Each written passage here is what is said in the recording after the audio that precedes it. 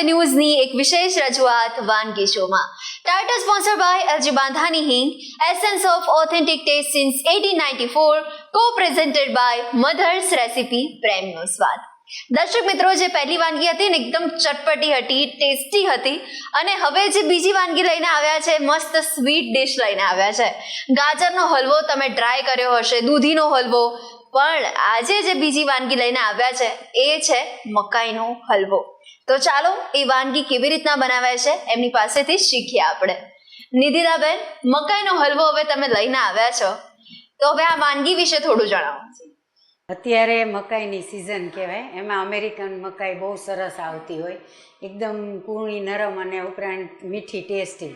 તો આજે મને એવો વિચાર આવ્યો કે આપણે મકાઈનો હલવો જ બનાવીએ, કે જેમાં આપણે આટલા ઇન્ગ્રેડિયન્ટ જોઈશે.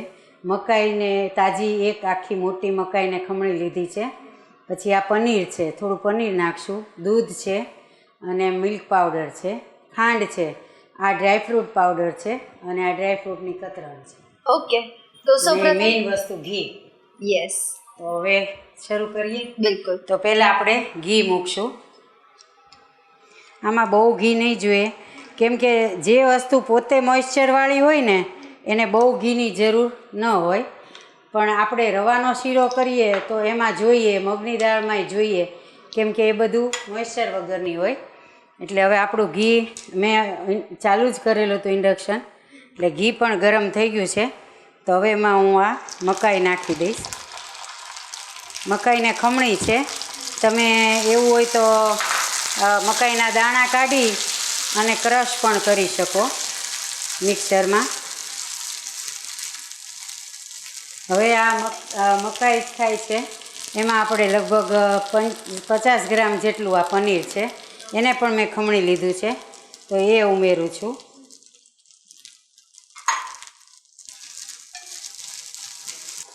હવે આપણે થોડી મકાઈ શેકાય ને એટલે અંદર દૂધ ઉમેરશું. દૂધ બહુ નથી ઉમેરવાનું,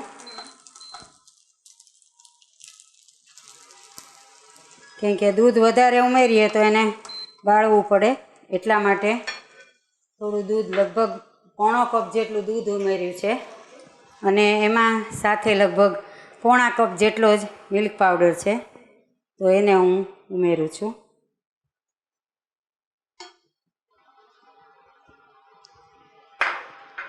એકલા દૂધથી એ થાય, તમારી પાસે મિલ્ક પાવડર ન હોય તો એમાં મૂંઝાવાની જરૂર ન હોય, ફક્ત દૂધને ઉકાળવું પડે વધારે, અને આપણે દૂધને ઉકાળવું ન પડે એટલા માટે મેં થોડો મિલ્ક પાવડર ઉમેર્યો છે.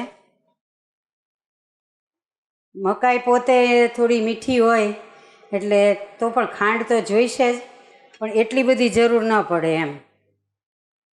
હવે આપણે આ મિશ્રણ થોડું ઘટ થાય ત્યાં સુધી એને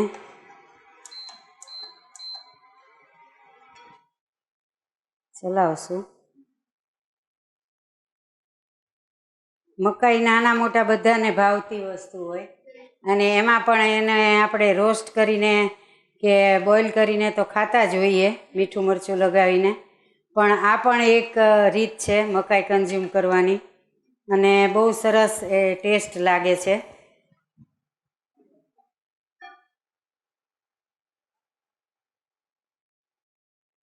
જેમ મિલેટની રોટલા ખાઈએ છીએ, એમ મકાઈના પણ રોટલા આદિવાસી એરિયામાં વધારે થતા હોય છે, અને સરસ લાગે મકાઈના રોટલા પણ.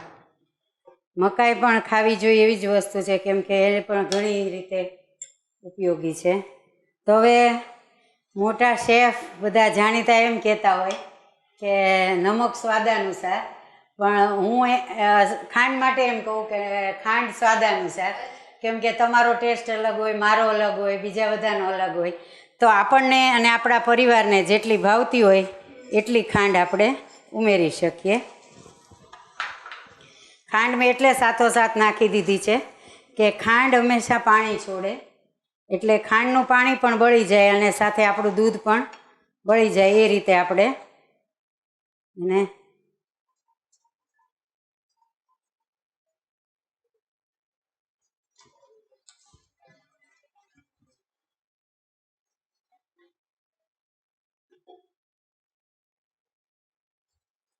હવે આમાં તમે ઘણીવાર બીટ હોય ને, બીટનો પણ હું હલવો બનાવું છું. આ જ રીતે આપણે ગાજરનો બનાવીએ ને એ જ રીતના બીટનો પણ બહુ સરસ બને. પણ આમાં તમારે કદાચ મિક્સમાં કરવું હોય ને તો ગાજર, બીટ ને મકાઈ ત્રણેયનો હલવો બહુ સરસ બને છે. એવી રીતે પણ બનાવી શકો છો.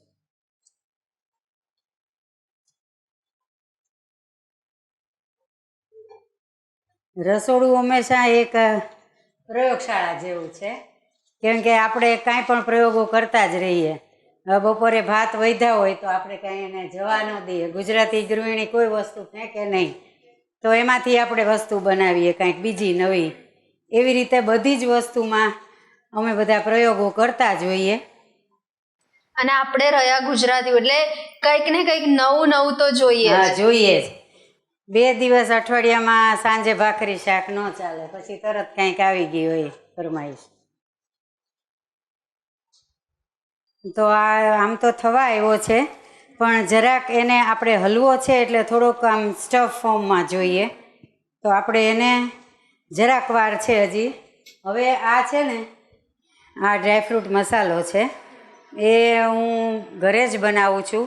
અને કાજુ, બદામ, અખરોટ, પિસ્તા, એલચી, કેસર, જાયફળ અને થોડીક ખડી સાકર એનો મિક્સ કરીને હું બનાવતી હોઉં છું. કેમ કે હું એવું માનું છું કે ડ્રાયફ્રૂટ્સ તમે આખા પણ નાખી શકો, નો ડાઉટ નખાય જ. પણ જ્યારે કોઈ વૃદ્ધ વ્યક્તિ ઘરમાં હોય અને એને દાંત ન હોય તો એ બધી વસ્તુ એને નડે. અને આમાં શું થાય, પાવડર બનાવો એટલે મિક્સ થઈ જાય અને એની જે એનું પોષક તત્વ હોય એ બધું એમને મળી જાય. તો આટલો ડ્રાયફ્રૂટ પાવડર 1 ટીસ્પૂન જેટલો હતો એ મેં નાખ્યો છે.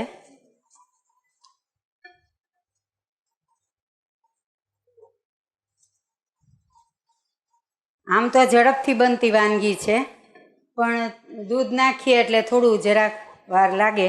એની બદલે તમે માવો પણ નાખી શકો, અથવા મિલ્ક પાવડર વધારે ને દૂધ ઓછું એવું પણ કરી શકો.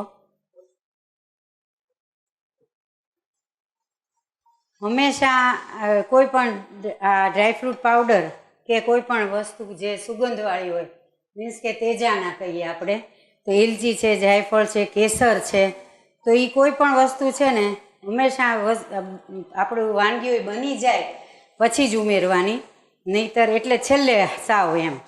નહીંતર શું થાય કે એની જે એરોમા હોય ને એ બહાર ઉડી જાય. એટલે અંદર સચવાય એ માટે આવી રીતે છેલ્લે નાખી અને પછી ગેસ બંધ કરી દેવાનો. તો આપણો હલવો આ તૈયાર જ છે, જોઈ શકો છો. અને હવે એના ગેસ આપણે બંધ કરી દઈએ છીએ. હવે એને આપણે સર્વિંગ પ્લેટમાં લઈ લેશું.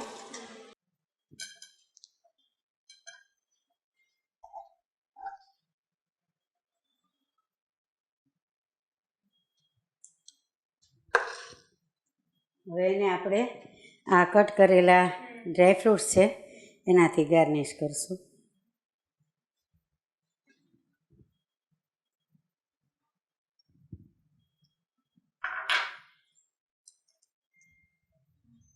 તો આ છે આપણો મકાઈનો હલવો, એકદમ ટેસ્ટી લાગશે. તો નિધિતાબેન, આ વાનગી પણ આપણા વ્યુઅર સુધી પહોંચાડવા માટે થેન્ક યુ સો મચ. તો દર્શક મિત્રો, હલવામાં પણ આપણે ઘણી બધી વેરાયટી જોઈ અને આજે આપના સુધી પહોંચાડ્યો છે મકાઈનો હલવો. અચૂકપણે આ ટ્રાય કરજો, ચોક્કસથી તમને ભાવશે એવી નિધિતાબેને તો ગેરંટી આપી જ છે. શું કેવું નિધિતાબેન, ચોક્કસથી ભાવશે બધાને? જરૂર ભાવશે. તો સિવાય કે મકાઈ ન ભાવતી હોય, બાકી મકાઈ ભાવતી એને ભાવશે. યસ, તો અચૂકપણે તમે પણ ઘરે ટ્રાય કરજો અને પછી અમને પણ જણાવજો કે કેવો બન્યો હતો મકાઈનો હલવો. તો દર્શક મિત્રો, હવે મળીએ છીએ આપણે નેક્સ્ટ એપિસોડમાં. વાનગીની સફર માણીશું, પણ હાલ સમય થઈ ગયો છે મને વિરામ આપવાનો. હાલ મને રજા આપશો. મળીએ નેક્સ્ટ એપિસોડમાં નવા મહેમાનની સાથે, નવી વાનગીની સાથે, નવી રેસિપીની સાથે, અઢળક વાતોની સાથે. તો મળીએ છીએ દોસ્તો નેક્સ્ટ એપિસોડમાં. Title sponsored by LG Bandhani Hing, essence of authentic taste since 1894, co-presented by Mother's Recipe Prem Muswad. Goodbye. મકાઈનો હલવો બનાવવાની સામગ્રી: મકાઈ, ઘી, પનીર, દૂધ, મિલ્ક પાવડર, ખાંડ, ડ્રાયફ્રૂટ પાવડર.